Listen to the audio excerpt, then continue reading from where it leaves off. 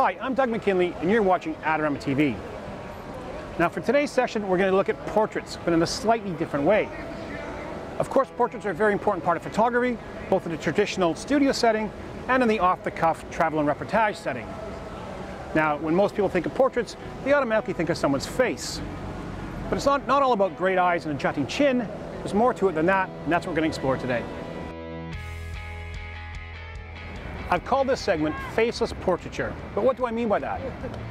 I believe that good, strong stories can be had by taking pictures of other things than the usual angles of portraiture.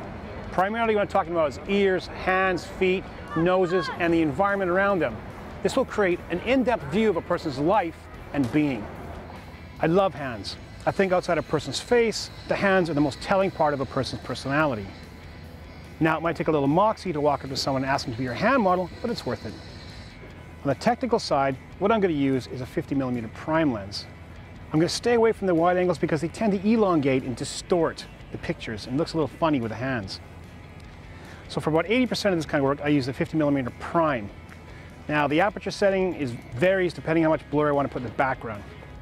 As for framing, I'm going to look to probably make the hands, put them in a little bit of an abstract way, or I'm going to get really tight and make a nice tight frame. When I go on a detail safari, I'm always looking for those little bits and pieces that will stand alone as a picture or work in concert with others. We want a human element in these photographs because that's the whole point. As an exercise, it helps focus our mind on things beyond what's in front of our nose. You become a bit of a photographic detective, a puzzle builder. Thanks for watching. I'm Doug McKinlay for Adorama TV. Don't forget, you can subscribe to Adorama TV for more great videos. And tell us what you think. You can like, comment, or share this video. And please stop by the Adorama Learning Center for more great tips and tricks.